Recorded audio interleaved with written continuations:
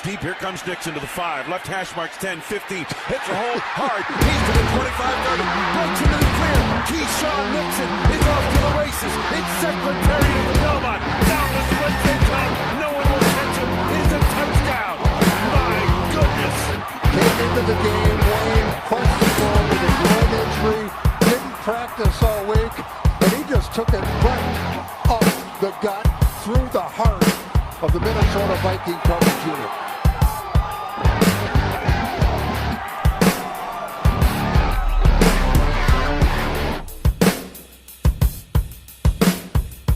All right, what's up, guys? Welcome into Packers Total Access. My name is Clayton. You can check us out on packernet.com. You can find me on Twitter at Packers_access. If you'd like to email the show, you can send a message to PackersTotalAccess@gmail.com. You'd like to text the show, you can send a text message to 865-658-5824. We got a special guest on the pod with us. For those of you listening on the podcast tomorrow, we're obviously live on YouTube and Twitter. Appreciate everybody jumping in here and being a part of the conversation. I know some people are winding down from the work day. But hopefully we get some people in here to give us some feedback as well, because we got, like I said on the pod today, we got Ryan Schlipp, Mr. Pack Daddy himself from Packernet Podcast, the pod father, as I call him. What's been going on, man? You have a good day? Yeah, I'm kind of whipped a little bit. I immediately went outside and got some burgers rolling on the grill, and haven't done that very much this year since it's been nice outside, and now I just smell like charcoal and burgers, and I'm just happy just sitting down here just basking in my own odor right now. It's so delicious. Those burgers were amazing.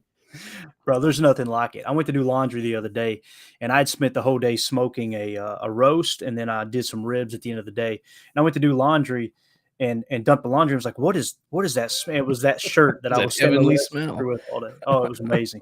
But yeah, man, and I seen Hagemeister Park, a restaurant there in Green Bay. They had posted some I love following restaurants in Green Bay. I don't know what it is, man, but just stories on Instagram of them, posting shots of them cooking and all that stuff. But I think they said it was 80 degrees in Green Bay, and everybody was out on the patio. I love it, dude. Yeah. That looks like a really cool place to be in the springtime, which gets me excited about the draft. And I know we've been talking about it both the social media. I heard your pod this morning, and really excited to go up there in the spring, because I've never experienced it in the spring, and I know it could be still cold. That's totally cool, but I might even slip up to Door County. But let's just jump into that, man. I heard your rant today, and I got fired up, man, because the people that are knocking this whole NFL draft in Green Bay, it blows my mind how ignorant some people can be that actually live right there, that are in the media. It's like you don't even take the time to think this through. And maybe it's by design, Ryan. Maybe it's just, let me get a hot take out there so I can get some interaction on Twitter. I don't know what it is, but you hit on a ton of it in your pod earlier, man. What gets you most excited about the draft being in Green Bay? And just, really, it's Green Bay, Wisconsin, yes, but it's the whole state of Wisconsin. The Midwest gets an opportunity to showcase what it is they do. And I think Kansas City really showed out. They did a great job. But I don't think it's much different than Kansas City, right? I mean, when you look at the Green Bay area. Yeah, no, I'm very excited. And you guys know, if you listen to my podcast, I'm not a big going to do stuff guy. I don't really even like going to Packer games quite as much. It's just very stressful, and the timing and all that. But the draft in Green Bay gets me super excited. Just the layout of it in general. It's not such a you got to be here at this time, and it's kind of like if you took Packers tailgating and they're like, this is it. This is what we're doing all day. We're tailgating all day, and then way over there they're going to be announcing picks and whatnot. But we're just going to party. We're going to have some good drinks and good food, and we're going to hang out, and it's going to be, and it's not just Packer fans. You got fans from all different fan bases, but it's largely going to be highlighting Green Bay. And I was thinking about today, when the Packers are on the clock, man, oh my goodness, the cheers and the Go Pack Go chants, and just how absolutely wild it's going to be. I'm beyond excited, man. I think it's a fantastic event. I think anyone that doesn't see how it's going to be great. I guess I don't understand what their perspective on it could even be, because those types of events are what Lambeau is all about. I mean, if you ever been to a game, and I don't just mean in the press box, I'm talking about actually going outside and tailgating. You look at that and you say, this place would be perfect for an NFL draft event, because that's exactly what the NFL draft is going to be. Yeah, absolutely, man. Like you said, good people, good food, good beer, all the way across. I mean, let's do this. Let's share the screen here. I want to just kind of give people an idea because it cracked me up. We have one. I don't want to single anybody out, and I'm not going to name any names. You're probably going, please don't, Clayton. I'm not going to. But they talk about, we don't have the infrastructure. We don't have and like all of a sudden they've become these geniuses when it comes to business. And I'm like, if you were a genius at running a business in the way that Mark Murphy has and orchestrating this whole thing, basically busting his freaking rear end the last 2 years to make sure that they have everything in place, really the last 5 years when you think about it, to put everything in place to where you could possibly have an NFL draft or an event like this. You know, I understand the Super Bowl would be a long shot. I completely get that. I understand. But when you're talking about doing a draft, this sets up perfectly. I just seen an exchange with you and some people on Twitter talking about, what if it snows? What if it does snow? Yeah, awesome. Dude, if it snows, then that's Green Bay, Wisconsin, baby. Right. And you know, you were talking about other fans, right? I've been to several games at Lambeau, and one of the things I came away with was interacting with other fans, watching them. I came across some Pittsburgh Steelers fans that went to the Cleveland Browns game that I went to at Lambeau Field. So it was the Packers-Browns, right? And then all of a sudden, you get Steelers fans there. And I'm like, why is a pack of Steelers fans? They were like, well, dude, we had to experience it. We had to experience it. Yeah. And I'm like, that's what Lambeau Field is. That's what Green Bay, Wisconsin. Well, yeah, and you know, even if you look at, well, you know, the warm weather fans won't like it. Yes, they will, because like you said, it's an experience. When you go to Lambeau, you want to experience Lambeau. If you want nice warm beach, you don't come to Lambeau. You don't come to Green Bay. If you're coming up here, it's because you want to experience the history of it. You want all that comes with it. And if it snows, that's perfect. That's exactly what you want. You're bundled up in your coat. It's snowing. You got brats rolling on the grill. You know, I mean, it's just the whole thing. I mean, I will be disappointed if there isn't a little bit of snow on that day, to be completely honest. And the people who are saying that's a reason why you shouldn't do it, again, they're so disconnected from Bingo. NFL fandom. Like they just don't understand what it means to even, which is shocking to me. But it's like, how do you not understand what it's like? Forget Packer fan, an NFL fan. Because like you said, fans from all over the place, they want to experience those things. So I don't know how they don't get it covering the NFL every single day like they do. Yeah, it's because they've been coddled. They've been right. Their entire career. It's just been this whole, the media thinks it's all about them, Ryan. That's what it comes down to. You know, yeah, there's one guy that's on, I used to love Good Morning Football. When they launched that show on NFL Network, I was so freaking excited. I was like, this is exactly what I want to start the day. I can't stand to watch it now. You got one guy wants to show videos of him playing a guitar, and it's, oh, yeah, this is back when I was in a band. Nobody cares that you were in a band, dude. Nobody cares. We care about football. We care about getting the news around the league. We care about those things. We don't give a crap about the fact that you were in a band back in the day. Another dude, he was on a crew team. Oh, he wants everybody to know that he used to roll on a crew team. Nobody cares, dude. I could care less. You know, Kyle Brandt thinks he's a freaking comedian. I used to love the dude. Now I'm like, he is so corny, so cheeseball. Yeah, he's got such a ridiculous shtick. It's just hard to listen to him. It really, and in the meantime, you got people that are on staff at NFL Network like Scott Pioli, who's been in the draft room. They've literally been a general manager of a team, and they can't sniff an inch of the camera to get their take on situations. Right. And it's because it's just this whole shock factor. That's and what it comes down to is those guys, man, they've got that whole attitude of, they're born on third base and they act like they hit a freaking triple. They don't respect the game at all. You don't even have the only thing they value, Ryan, is attention. They just want attention to themselves. They want to forget the game. This is my time to shine. I'm on camera. I've worked my butt off to get to this point, and this is exactly what it's about. Me. It drives me freaking insane, dude. Well, here's the thing that I love about it. They're gonna hate it. They're gonna hate the draft. We're all gonna love it. So they're gonna be miserable, and we're gonna have the time of our lives, and that is a perfect event, in my opinion.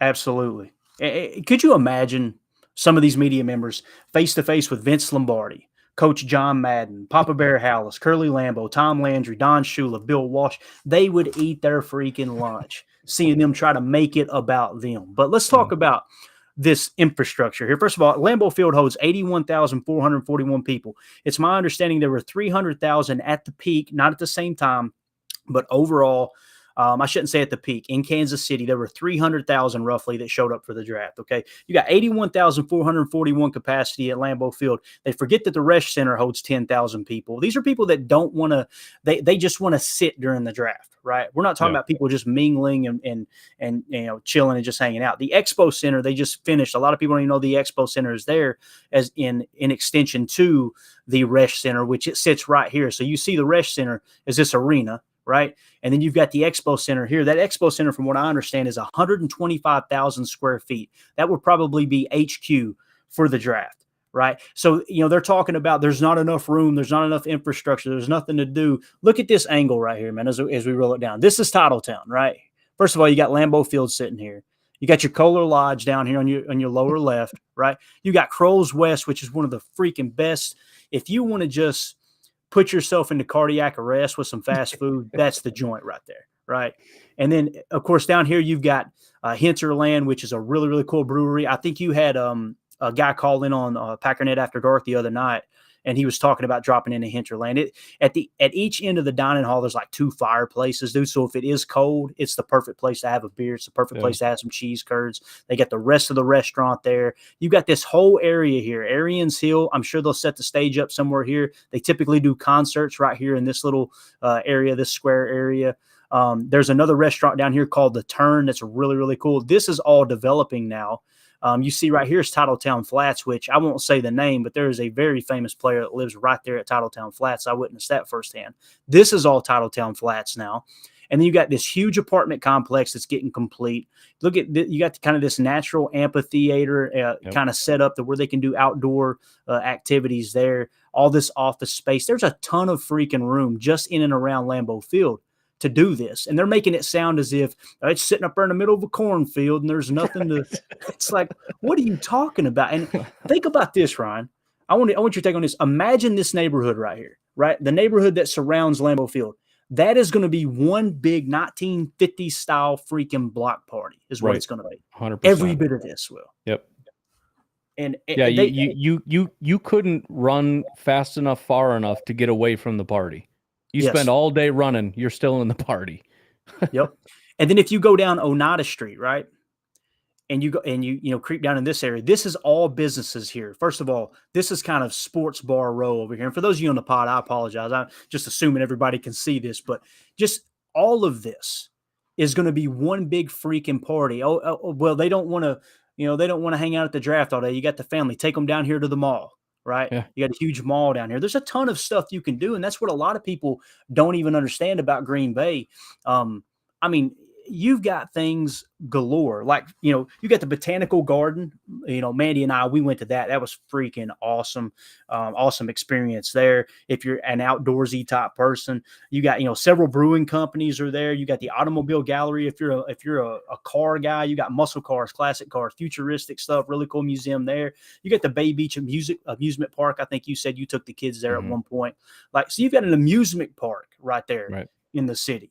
And this is, they're talking about there's nothing to do. A National Railroad Museum, the new zoo, big adventure park, the Bay Beach Wildlife Sanctuary. You got the historic Meyer Theater that was literally been in use since the 1930s. Like, I don't mean to sound like an a-hole here, but somebody has got to speak up because these are people that cover the Packers too. It isn't just the national media. It's like, why are you trying to beat down the very thing that you work for?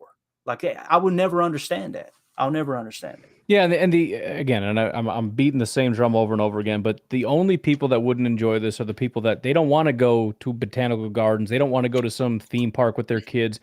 They want to rub elbows with GMs and coaches somewhere at some high-end thing. They want to see all the bigwigs. People that don't want to be anywhere near them, by the way. Nobody wants to have media members rubbing shoulders with them, but they're going to push their way in anyways. They're going to spend ESPN's money on a steak dinner that they can't personally afford because they don't make any money themselves, just so that they can walk around and act super important and all this stuff. It's a big show. It's a big ego trip for them. And they're mad because this is a big vacation for them. This is a big, long vacation in Vegas or LA or any of these places they'd love to go. They don't want to go to Green Bay. Now, again, blue-collar NFL fans will love this. It's going to be a great experience, and they can piss and moan all they want about this, and they probably will be miserable. Good. go away. You go as far away as you can to find whatever restaurant you need to stroke your ego. Go in Milwaukee. Go to some nice restaurant in Milwaukee. We're all going to be out on the street in Green Bay, smoking burgers and everything else, and just having a good old time and enjoying what the Packers have set up for us to enjoy for the day. And it's going to be fantastic. I thought you were going to say smoking something else. I was like, is that legal? No. That's a different state. You're thinking somewhere else. That's down in Illinois, maybe. I don't know. Anyway, Andy in the chat says, Lambeau Field in the cold. Oh, no, don't let your tears freeze to your face. I'm digging that energy. Right. And then he also come back and said, cribbage boards, summer sausage, cheese platters on all the tables in the green room. Do it up Wisconsin style, man. I love it. You were talking about fancy restaurants. That's what's hilarious. You've heard people say, oh, there's nothing to do there. There's no – dude, Hotel Northland, the Walnut Room. Oh, yeah. Took Mandy in there. Dude, they about threw me out on my head. They don't want a redneck in that joint. It's too classic. Republic Chop House. I was actually eating in there. We went there for dinner, I think, on Saturday night. A freaking G2 pulls up, a G2 Benz, like $150,000, $200,000 vehicle rolls up. I shouldn't have said the vehicle. I don't know why I said that. A player got out because now I want to say the player. Right, the player and his wife got out. Came and ate in the restaurant. A few minutes later, Jaron Reed rolls up. He goes in the back where they're at. And it's like, so these restaurants are good enough for the players, multimillionaire players, but it's not good enough for insert name reporter who thinks his crap don't stink. For some newspaper reporter making $65,000 a year who thinks he's a multimillionaire big shot. It cracks me up. The Rivers Bend, Chef Fusion, you got Prime Quarter Steakhouse. There's a ton. And then remove all that, right? Let's go to the normal folks like us. What are the dives that we would be looking? A single Ryan Schlipp, a single Clay Bailey. We're just kind of hanging out, enjoying the draft all weekend long, right? You got Louis Lagoon right on the water. You got Hagemeister Park, which I mentioned earlier. That's a restaurant that's basically named after the very first field that the Packers played on in Hagemeister Park before it was relocated. Anduzzi Sports Club, world-renowned. D2 Sports Club, TNT, Tundra, Polly G's is one of those that's just a hole-in-the-wall, freaking awesome place. Stadium View is really, really popular. We mentioned Hinterland. Tavern in the Sky, which overlooks Lambeau parking lot. The Turn, that's a sports bar. They got Top Golf, VR, all that stuff in there. Things where you can just kill all day long while the draft's going on. You just, hey, it's the third round, fourth round. Hey, let's just go over here and kill some time. The bar on Holmgren Way, 1919 Kitchen and Tap at the top of Lambeau Field. There is a freaking ton of stuff. And these idiots, their ego is too much in the way to even realize how awesome this event could be. And not only that, it can be a stepping stone to future events. It's great. Yeah, and you got certain people saying, I've been there before. No, you haven't been there before. I've been there, but I haven't been there. Everything you're listing is getting me excited because I've never heard of these places. I don't know anything about it. I haven't experienced it the way, and I've experienced it more than a lot of these guys, because again, what do? They get their hotel rooms, then they go to the stadium, they go right up to the press box, and they sit in there, and then they leave and maybe go get some food or something and go somewhere. They're not out there tailgating with everybody and having a good time with everybody. So yeah, they maybe have been there, but they haven't been there insofar as they've experienced what everything Green Bay has to offer.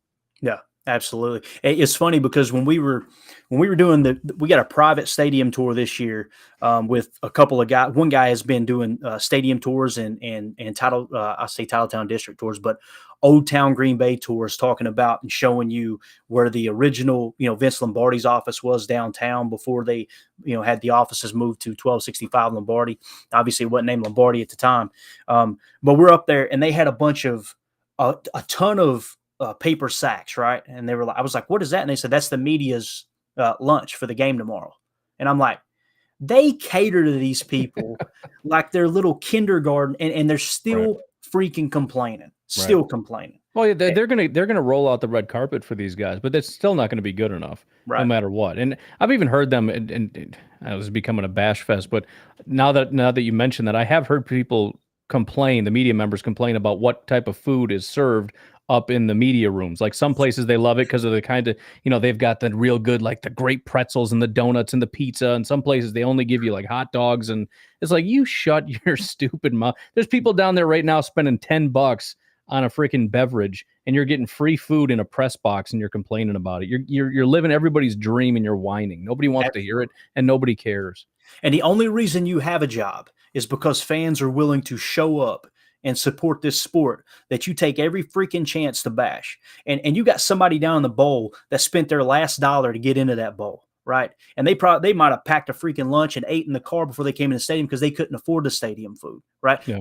Those are the blue collar people that we're talking about that make this whole thing go. That's how pro football started. Pro football was, I don't want to get on a history segment here, but it was so like college football was so much more popular than pro football. And it took forever for pro football to catch up because it was just for love of the freaking game is all it was, really.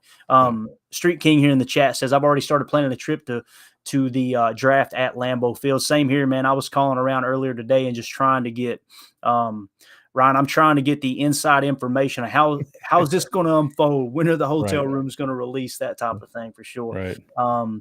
Here we go. Street King said, yeah, Good Morning Football is awful and their commentary is ludicrous. Nothing but shills. I don't know what that means, but that's I'm sure that's not good. Here we got Thomas Austin in the chat. Says Lambeau, baby. I almost wore my Thomas Austin shirt for this, man, but it's pretty – nothing against Thomas, but – to see another man's face on my chest is really, really, really it's jarring. Exactly. But Lambeau, baby, go Pack, go. Love it. Yeah. So good stuff, man. And appreciate your donation there, Daryl, in the chat. Obviously donating to a great cause there with Fertile Ground Ranch Discipleship Ministry. So let's do this, man. We're done ranting. We're done talking about it. I want to kind of get all that off my chest because I heard your rant earlier and I've kind of stayed quiet. And I'm like, you know what, man, they're all acting as if there's nothing to do. Let's just lay out a few things, guys. That was just a few things that I've experienced in Green Bay, right? That I just jotted down like, okay, I remember going here a few years back, there a few years back. And really what makes Green Bay, the experience in Green Bay, is the people. You're not going to find an area that's more diverse. And, I know you see a lot of diversity within, big cities, and I get all that. But when you go up there, man, I'm telling you, as we were taking Uber drivers, I met people from all over the freaking world that moved to Green Bay, which is really, really cool because when that city was first, kind of settled, you had nothing but immigrants from all over the world kind of settling in there on the Great Lake, knowing that bay was going to be a freaking gold mine as far as business and opportunity, jobs, stuff like that. So just a really cool place, man. It's a special place in my heart. I know that. So let's do this, man. Let's talk roster real quick. I was listening to some of the camp updates, the OTA updates you were giving. And you laid it out perfectly, man. There was all kinds of good nuggets in there. One of the things that stood out to me, and I mentioned it to you offline here, was the defensive line room. You were talking about JJ, I think, had mentioned to you that someone had beefed up. Let's hit on that real quick for our listeners. The defensive line room, I think you kind of came to the same realization that I did when I looked at the board back here behind me. I looked at the defensive line room. I'm like, man, there ain't a whole lot of bodies there, right? So it sounds like that, the way that they've got Wooden beefing up a bit, he'll probably be listed as a defensive lineman and play a role there. Maybe even whether it's in an emergency role, I don't know. I was kind of expecting him to be an edge defender, but it sounds like he might play a little interior, don't you think? Yeah, that was my expectation too. And I think even the first time I talked about it, as I was going through it, I was like, man, we got a lot of edge rushers and not a lot of defensive tackles. And I understood the value of, occasionally putting Lucas Van Ness in there and Colby, and Carl Brooks makes the most sense, but he's also an edge rusher. And, but yeah, as I was looking at him, like, we don't have, if you assume our starters are Kenny, Slayton, and Wyatt, who do we have after that? Like, Jonathan Ford is a 7th round nose tackle. I don't know if no offense, I hope he does a great career. I don't really want him on the field, to be honest. So who do we have to lean on? So yeah, when I heard Colby was already up to like 285, and then when we got the updates at OTAs that he was getting snaps with the ones at defensive tackle, and then we assume again Carl Brooks around 300 pounds is probably going to be a defensive tackle, and then again Lucas Van Ness will take a couple snaps in there. I'm feeling a little bit better about that room in general, but I do think that's necessary to make sure that those guys are interior guys, because that's where the biggest need is, I think. Yeah, absolutely. That when I was looking at that, I'm kind of like, I want to see a ton of Devontae Wyatt, man. I've got to see Devontae Wyatt this year. And I think they see it. I think I was going back watching some of the late season tape there a couple of days ago, and it's like, man, every time he's on the field, you see it. You see the flashes. You see the athleticism. You see that he belongs in the NFL. One of the other things that you were talking about with your camp updates there, Luke Musgrave, he seemed to pop up quite a bit, right? Yeah. I know both of us, me personally, I wasn't crazy high on Luke Musgrave. Right. My board, however, was right, and that's what I was talking about on our live draft broadcast. Was like, man, Luke Musgrave is hands down the better tight end here, according to my board, which is comprised of people that that I put a lot of stock in their information. Are you starting to come around a little bit more on Luke? How are you seeing Luke Musgrave and Tucker Kraft? So part of it is me getting overhyped on one practice of OTAs that's public, but just the way that he shot to the top, because you never know how these things are going to go, and didn't really hear a ton from Jayden Reed or really anybody else, but Luke Musgrave getting first reps with the ones at tight end, like that shocked me. Now, when they actually did 11 on 11s, it was DeGuara, but still, like that first time out there when they were with the ones, it's Musgrave. That kind of surprised me. I didn't expect that. So it just it put something in the back of my head. They're really high on this guy, above and beyond Tucker. I didn't hear anything about Tucker Kraft. I don't think the entire OTA is really, not that it's a negative, but again, it's just kind of gets the mind going a little bit. And then, it's Musgrave hit across the middle, like, oh, dang. Okay. His first completion, I think, was to Musgrave. So now there seems to be that rapport, and now you're starting to see it. And, Darnell Savage is trailing and whatnot, which you could just bash on Savage, but still it's like, that's the point, right? You beat those safeties with that speed and with his physicality and all that kind of stuff. And it just seems like it's starting to come together. Like it's going to be potentially a pretty good connection between Jordan Love and Jayden Reed. I said that wrong. And Musgrave, just insofar as executing something that the defense is having a hard time covering. You know what I mean? Yeah. The defense was really on fire, it sounds like, in OTAs, but the one thing that I don't know that they necessarily had an answer for was Musgrave, and that's kind of the whole point of getting those guys in here. Yeah, absolutely. And when you talk about during the 11 on 11s, DeGuara was out there, but right off the bat, you had Musgrave in. It kind of goes hand in hand with what you talked about on your pod, how, Matt LaFleur is really trying to put a lot of stress on these young guys early, right?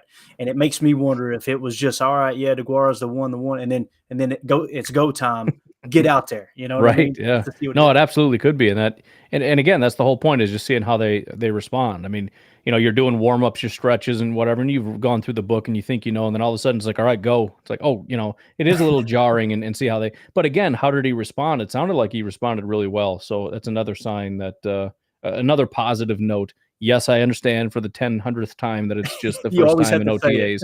You got to say it because somebody didn't hear me the first 7 times and they're going to roast me about it. But even still, I mean, it's good to hear those things because it doesn't have to be that way. That there are negative notes that come out. I mean, we heard a bunch for Jordan and a bunch for some other guys as far as things just not going well. The offensive line was having a real hard time blocking. There are such things as negative notes. And so if you get a bunch of positives about a guy that's never taken snaps with the offense, that's at least going to go in the back of my mind as something to keep an eye on. Yeah, absolutely, man. Absolutely. And here in the chat, and then we're going to bounce around with the chat, guys. I promise we'll talk about what you're asking with your comments. Since we're on Musgrave, this is Daryl here. Daryl Uter says, Musgrave, a fantasy sleeper for tight end. I could see it. It depends on, like we were talking about, does he finish as the one? And when it comes to DeGuara, the thing that's going to benefit Musgrave, if they do continue to use DeGuara as more of that H-back role, that guy that's going to be in the backfield a little bit, whether they continue to run that quote unquote pony package with a tight end in, that split set in the back, which that's what it evolved into with some of AJ Dillon's, a little bit of struggling there with pass protection last year. If he does become the number one attached tight end, absolutely. That's the thing that you really need in this offense for it to go. Now with Aaron here and him doing a lot of checks at the line, a lot of RPO action, things like that, you didn't get to see as many of those crossing routes from the tight ends, right? You've seen a couple of long wheels and things like that, which is funny that when I watched the tape of Luke Musgrave in college, what I came away with was he has the athleticism to run those two. He would have been the guy for that. Yeah. That would have been perfect. Yeah. And here we are, one of the first plays that he has in camp. What was it? It was a crosser, wasn't it? Yeah. So it's like, okay, that really does begin to add up there. So I'm excited, man, to see what he does for sure. Also here in the chat, this is John Dorn, says, what do y'all think on Wicks? I don't know a whole lot about Wicks, but I do know that first one of the first plays that came across the wire was a bomb to him. Am I thinking right? That Jordan was at 55 yards or something? I think there was a big one from Jordan, and then later with the twos, he ended up catching a big touchdown reception, I think, from who was our number 2 here? It was Etling, I think it was. That right? And they do have Etling right now as the number 2 over Sean Clifford, right? Yeah, right. Yeah. So that's interesting there because I really see Clifford being I think he's kind of a shoe-in for that backup role because you don't want to lose that rookie contract, obviously. You know, you drafted him for a reason. You don't want to waste a pick. But with Etling, it's like if you march Etling out there as the number 2, then Clifford gets the perfect opportunity to see what he needs to be and do to be that backup because I think that's something that really goes underappreciated by some fan bases. Is just how important that backup role is. You know, people look at it as, oh, he's got to come in and win the game if the starting QB goes down. Yeah, Right. absolutely. But the top priority is he's like that personal assistant to the starter, you know? Right. And when you see Danny Etling has been around for a couple years now, and him and Jordan Love have developed this chemistry as far as, you know, teammates. And I would say if you ask Jordan Love, who would you rather have as your backup, it's probably Danny Etling just because they're familiar with each other. But with Sean Clifford, man, I don't know. He just seems like he has a really good spirit about him. I'm excited to see what he can do for the Packers for sure. Let's talk about Jayden Reed a minute, man. You mentioned him just a second ago. I can't think – I wasn't as excited about Christian Watson last year as I am about Jayden Reed this year. Yep. It's Agreed. like Same. the more I dig into it, the more I go back to that All-American season and Mike Wall pointing that out to me on my pod when we had him on. I don't know, dude. Jayden Reed, when you watch him from 2021, that dude, he's fearless. He's natural. He's fluid. Everything about him, and his transition from he's a great hands catcher, by the way, which is an awesome thing. His transition from hands catch to turn it upfield is pretty remarkable, man. How are you feeling about Jayden so far? It was funny. It just kind of occurred to me that the comparisons between, for example, Rashawn and Christian Watson, and then Lucas Van Ness and Jayden Reed are very similar to me in terms of, I think Christian and Rashawn you looked at and said you kind of worry that it's going to take them some time to develop. Whereas with Lucas Van Ness and Jayden Reed, it's like I think they can come in and play right away. They seem much more well-rounded. The amount of things that they can do, it's not like, well, we got to develop this whole route tree and everything else. No, I think he can pretty well do it. Great catcher, great after the catch. Really good route runner just in general in terms of his shiftiness and all that kind of stuff and setting up defenders and all that. You know, with Christian, it just felt like projection in terms of his ceiling. You know, I mean, he's really fast, and if you can develop the rest of his game, he's going to be really good, which obviously I'm excited about him at this point. But with Jayden, it's like I would almost be surprised if he didn't come in with, you know, of course, some growing pains, but if he doesn't come in right away and play at a relatively high level. I mean, I'll put it this way. I wouldn't be surprised if he comes in and is a better version of Romeo Doubs kind of right out of the gate in terms of he's faster than Romeo. I think he's a better route runner than Romeo. He's got better hands than Romeo. I think he's better after the catch than Romeo. He doesn't know the offense as well and might not get as many opportunities, but I would personally be a little surprised if he didn't kind of overtake him in that role. And now when there's 3 out there, I see him in the slot, but I really think if you got 2 wide receivers, I think your best 2 are going to be Christian and Jayden Reed, and I think it'll happen pretty quick. Yeah, I do too. And, you know, the thought of Romeo Doubs being, you know, that third guy, I mean, we've seen he can play at the NFL level. I wasn't as impressed with him as others, but from a realistic standpoint, like him being all of a sudden you make a draft pick in Jayden Reed and Romeo Doubs, who played pretty well last year as a rookie, learning the system, all that things, battling through the drops. And like you had talked about on your pod, and him, you know, fighting with the jugs machine after practice. And he's just one of those guys that wants to, you know.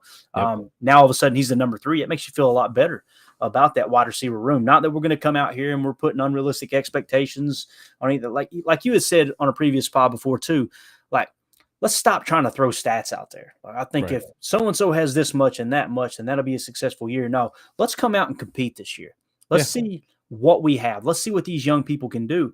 And if we look up at the end of the season and we've got 10 wins, then that's awesome. You got a good foundation in place. But to go in trying to expect it, all right, well, if he doesn't have 1,000 yards receiving, then that's a bad year. I think that's just silly.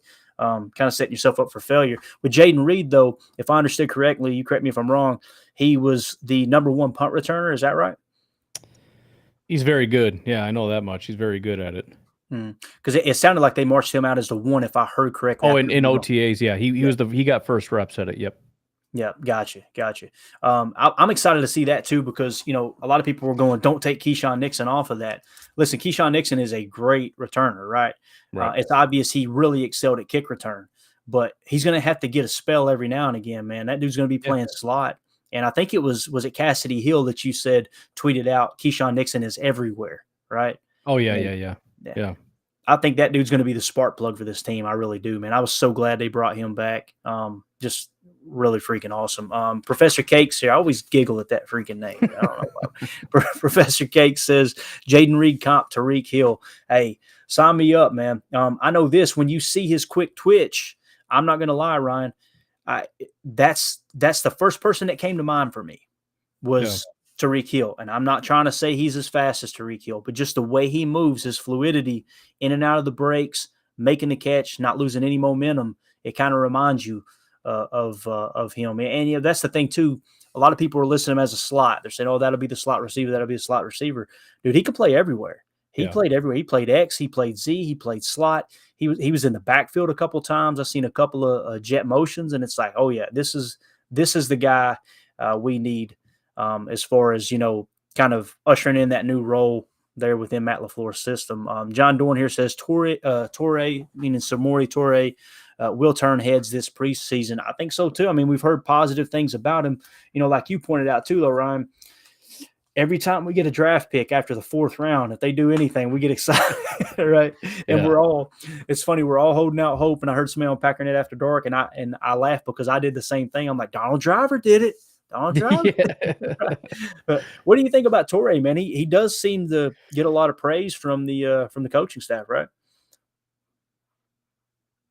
Uh-oh, we may have lost Ryan there. I like Toure on what they could potentially be. I just – I think we always we do this every year, and it's always somebody else. We remember maybe a little more glowingly than what actually happened as far as, it happens to me too. I'll go over to PFF and I'm like, that's it? I thought he had way more yards. I thought he had like a couple touchdowns. I thought he had like a 75 PFF grade. It was like a 40 or something great.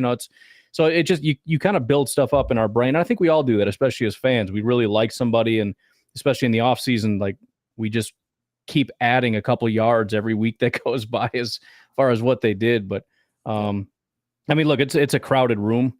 That's for sure. I mean, you mentioned Wicks earlier as a possibility. You got DeBose in the building now. So there's a lot of guys competing. I think it's going to be tough for Toure, but I'll be excited if he can just come in and be that contributor. We've had a ton of guys, guys like I mentioned, Geronimo Allison.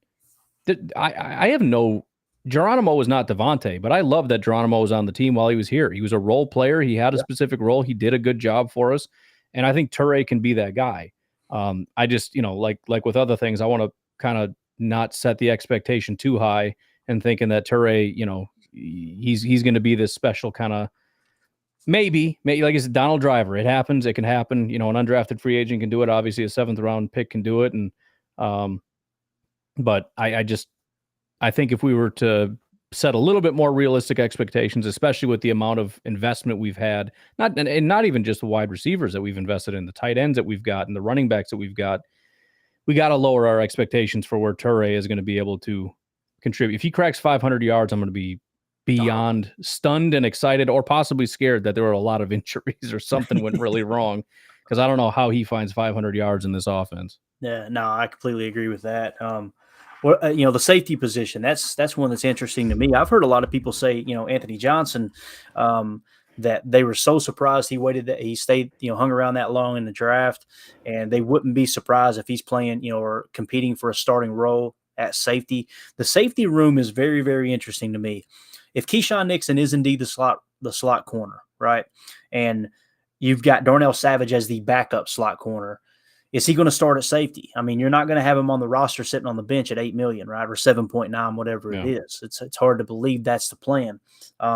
But Rudy Ford, if Rudy Ford gets bumped out of the starting lineup somehow, Ryan, you're going to hear a loud noise from the state of Tennessee down there. I'm going to be so mad, bro.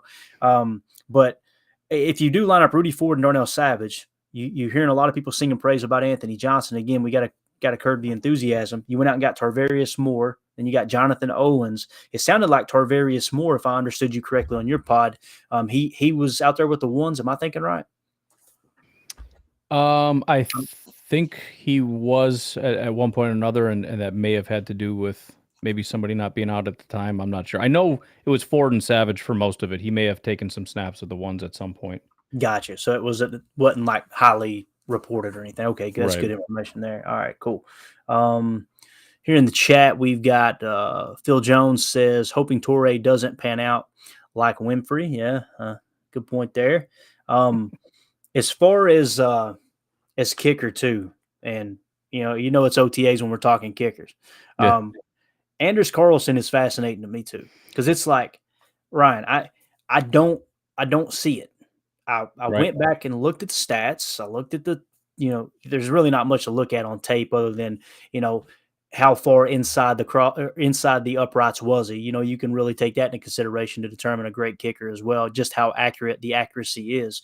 But the fact that they're moving forward with him, right? He's the kicker. It sounds like he's going to be our field goal that's kicker. the thing. I mean, it's especially when you draft a guy. I mean, I know it's just the 6th round, but I can't imagine him just not winning the job, and then just throwing away a 6th round pick like that. I think he's officially the guy, and they're going to see if they can develop him into whatever. But I'm with you. I mean, it's a big deal to just kind of burn the boats and say, okay, this is our guy. Especially, like you said, I understand the connection to our special teams coordinator, and that's great, but the stats are not super exciting. I mean, I would borderline say they're kind of bad a little bit, and I'm not super excited about it. But I mean, guys that get paid a lot of money to make these decisions feel like he can be the guy, and hopefully he can, because I feel like we got something special going with special teams, and it sure would be a real big problem if our kicker was kind of the thing slowing us down, as far as reversing what we've built with that special teams unit. Yeah, and what it comes down to too is Rich Bisaccia, special teams coordinator, has had his hands in every freaking move Yeah.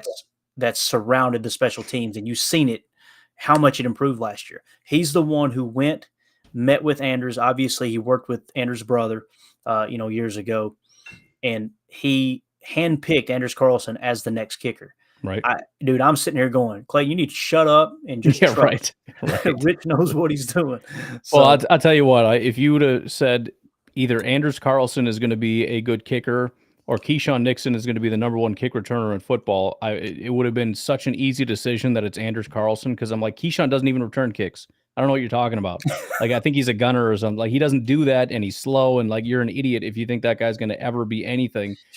And here we go. So yeah, I'm with you. I think he should have at this point earned our trust. And as scary as it is, and it's worth talking about, it's way too early to be trashing a decision that guy has made, considering the strides he's made with our special teams unit.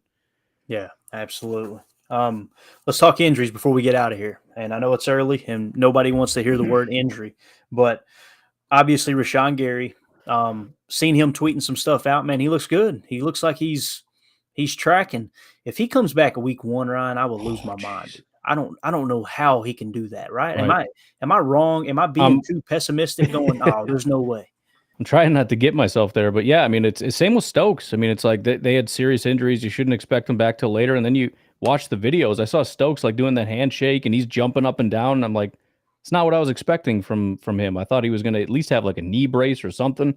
But yeah, Gary and Stokes seem fine. And I know it was early on. I think it was, I don't know, the head coach or the GM or whatever saying that Rashawn was on track for week 1. And it's like, yeah, I know, but you said that about everybody. So I'm trying to kind of tamp it down in my brain, because I did that with Bakhtiari. Like, he could be week 1 and we didn't see him basically all year. So then,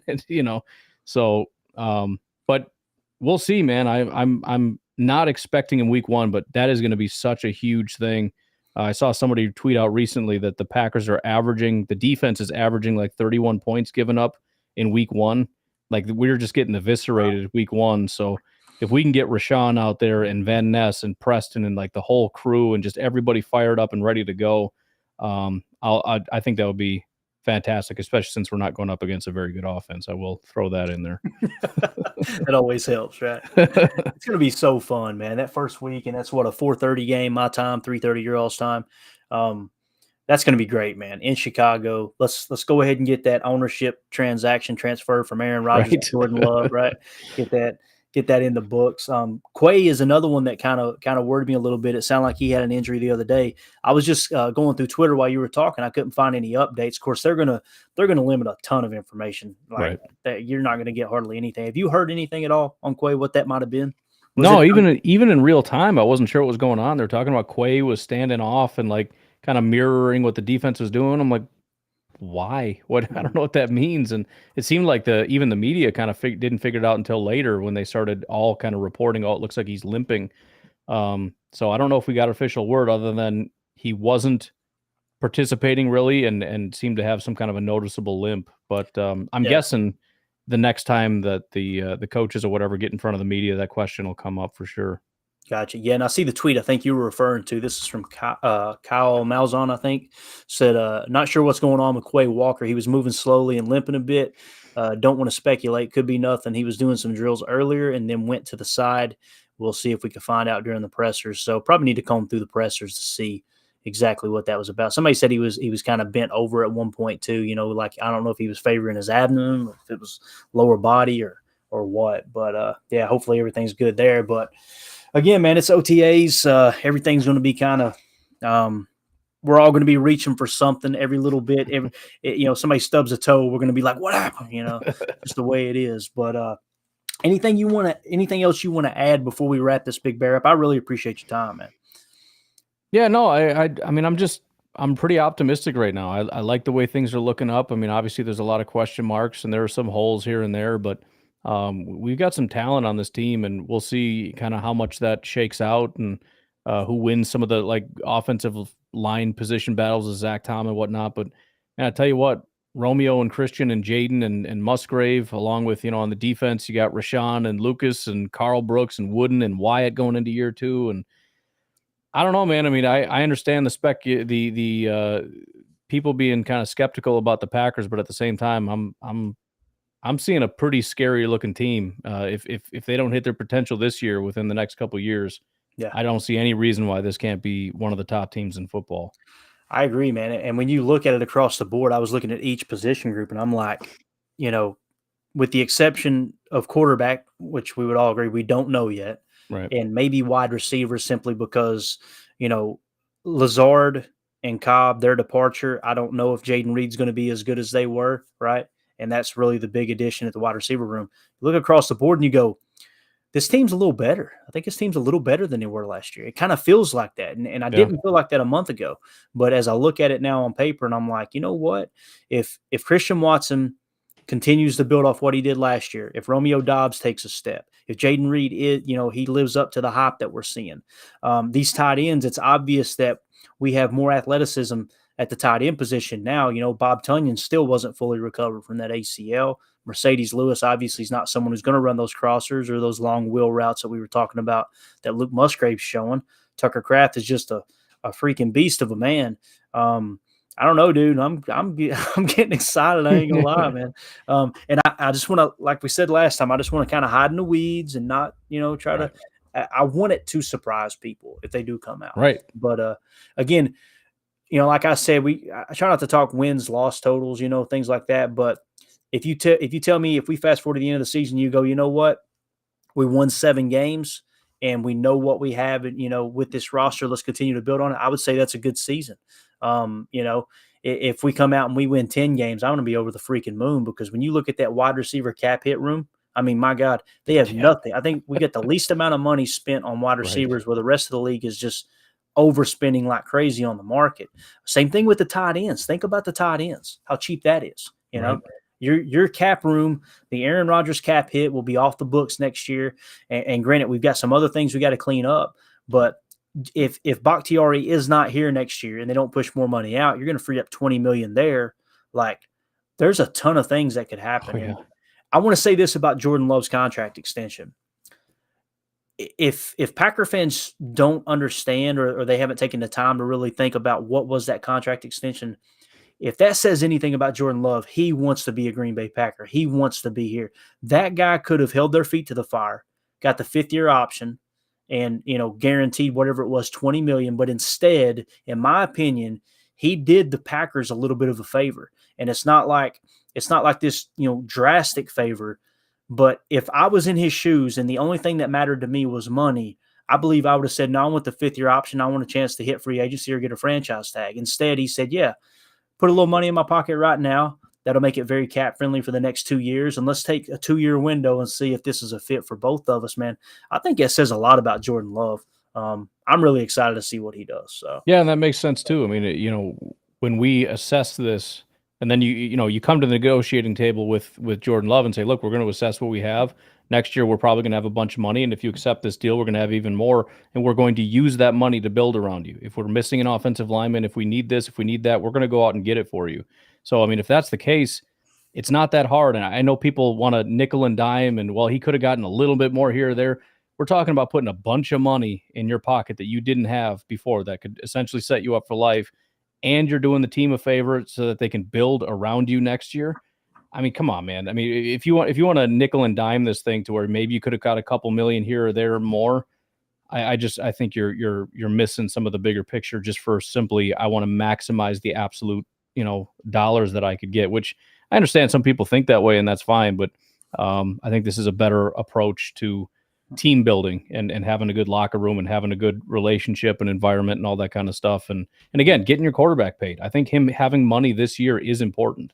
Yeah, absolutely. Him walking into the locker room and people going, hey, they believe he's the guy. They invested in him, right? They didn't just say, hey, well, let's give it a year and see what happens. I think that's important for culture within the locker room too. When it comes to the quarterback contracts across the league, it's kind of broken down into two camps. You've got the Aaron Rodgers, Kirk Cousins, Lamar Jackson type approach, where it's give me all the guaranteed shorter contract. That way I control my destiny. And then you've got the Patrick Mahomes, the Josh Allen, and what's rumored to be the Joe Burrow type contract where, hey, sign me to 7 or 10 years. It's very team friendly in a sense of we can maneuver this cap all around, and it's not about me just getting guaranteed money right now. If you had to put Jordan Love into one of those camps, I think it would be the Pat Mahomes, the Josh Allen camp. Like, hey, he's wanting to play ball. He wants to have a good team around him. He really wants to play the cash over cap game with the team and make sure he's got the best possible team on the field with him. I'm excited about that, man. He's impressed the heck out of me, dude. I think we're going to be pleasantly surprised with him this year. There's going to be struggles. There's no doubt about that. But how he handles those struggles, I go back and watch that Kansas City game. I know the stat line wasn't crazy, but like you mentioned on your pod, it was actually your pod that provoked me to go watch it again today. And it's like, man, they blitzed the crap out of him. And Matt LaFleur's game plan was literally playing to not lose the game. And I'm not trying to bash the coach. I don't pretend to know more than him. But you could tell that was the approach. And he stood in there and took hit after hit after hit and stayed poised, thrust into that situation where he had, 2 or 3 days to prepare with Aaron going out with COVID. And it's like no one can point to anything with Jordan Love and go, see, that's why I think he's going to be a bust. If anything, man, he's got a good head on his shoulders. He handled pressure well. He came in against arguably the second best football team in the entire National Football League last year in the Philadelphia Eagles, and he didn't back down. And he had people like Big Play Slay saying, hey, that boy looked like Aaron out there throwing. Right. I mean, that's what he said, not me. Yeah. And again, he even dispelled some myths too. People are like, well, that the game was over. They had given up or whatever. That's not what Slay said. Slay said they were licking their chops saying, ooh, we got the young guy coming in. We're going to go get him.